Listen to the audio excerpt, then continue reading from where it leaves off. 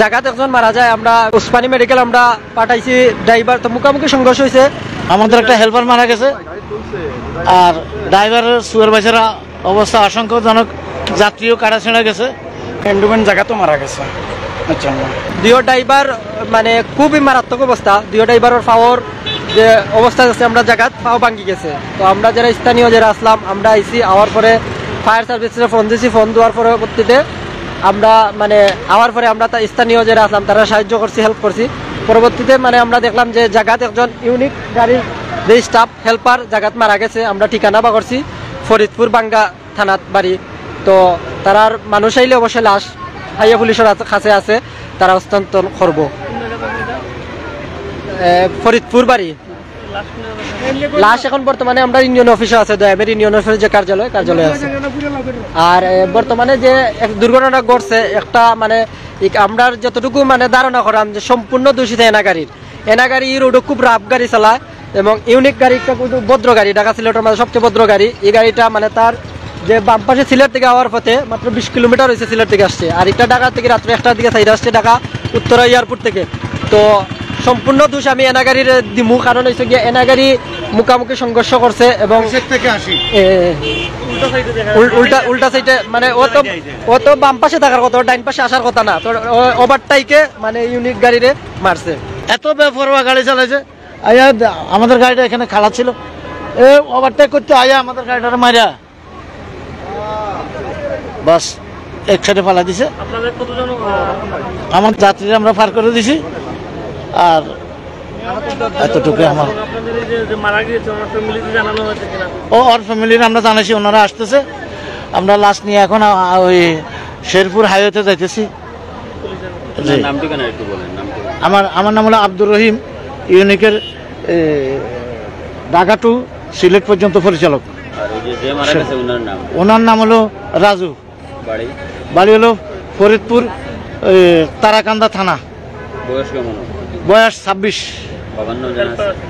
বাবার নাম এন্ট্রি করছিলাম আপনারা কই বেশি স্পিডে গাড়ি আসলো, গাড়িটা তার গাড়ি তো চাক্কাটা এটা ওভারটেক করিয়ে রং সাইডে দিয়ে মারছে এই গাড়িটা, সম্পূর্ণ রং সাইডে না গাড়িটা, অথচ এনা গাড়ি ব্রেকও মারছে না, এমন বাড়ে মারছে। যদি চাইতো পারতো এই গাড়িটা বাস্তব, এই গাড়িটা এবারে চাইলে পারতো, চেষ্টা করছে না। এগুলা কিচ্ছু বোঝা গেছে না।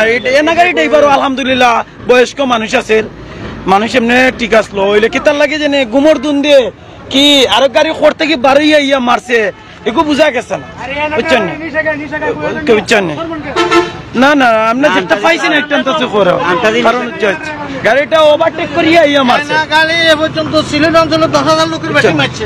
এ না গাড়ি এই রোডের মাঝে, বিশেষ করে আমরা এই রোডও 25 বছর ধরে চলাফেরা করা, আমি সিএনজি চালাই। এই রোডের মাঝে যদি বেকরা গতিতে গাড়ি চালায় তে হইলো হবিগঞ্জি, আর 2 নম্বরের স্থানও আছে এনা গাড়ি। এনা গাড়ির তারা কোনো ছোট গাড়ি হো আর প্রাইভেট কার হো, এটা গাড়িও হয় না, তারা এমন বাটে গাড়ি দৌড়ায়। এর জন্য যদি প্রশাসনে খেয়াল করতে হইলে এই দুর্ঘটনা তো হইতো না। আজকে একজন জায়গাত মারা গেছে, আরো তো মারা যায় হসপিটালে যে অবস্থা গেছে, গাড়ি ড্রাইভার বাঁচানোর সম্ভাবনা, যাত্রীর অবস্থা খারাপ। এমনি তো আর গোনা গেছে না, যারেও পাইছে তুলে দেওয়া হয়েছে, যারেও পাইছে আমরা তুলে দেওয়া হয়েছে। ফায়ার সার্ভিস গাড়ি অনেক মানুষ নিছে, বুঝছেন। একজনের লগে তারা 9 জন গ্রুপে আছিল ঢাকা থাকি, আর এনা গাড়ি এর মাঝে তারা 6 জন আহত, হসপিটালে ভর্তি হওয়ার কথা, বুঝছেন বুঝছেন।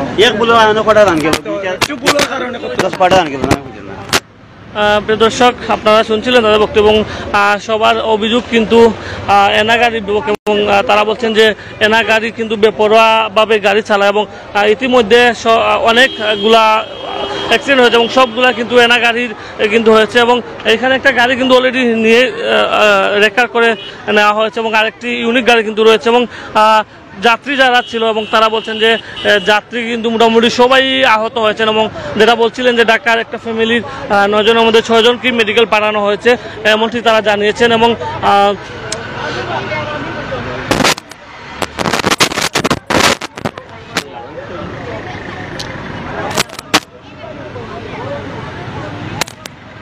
প্রিয় দর্শক, একটা এনা গাড়ি অলরেডি নেওয়া হয়েছে এবং ইউনিক গাড়ি কিন্তু নিয়ে যাওয়া হবে এবং কার্যক্রম চলছে এবং সবাইকে মেডিকেলে পাঠানো হয়েছে ইতিমধ্যে আমরা যতটুকু জানতে পেরেছি।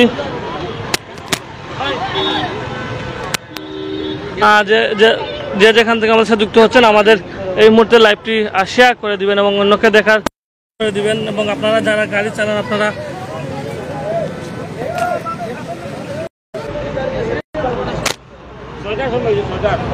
আসলে আহতর সংখ্যা এখন পর্যন্ত প্রায় 10-এর উপরে আছে, অনেক যাত্রী ছিল। আর দুর্ঘটনাটা ঘটে সকাল 6টার পরে, 6টা 5 অথবা 10-এর দিকে।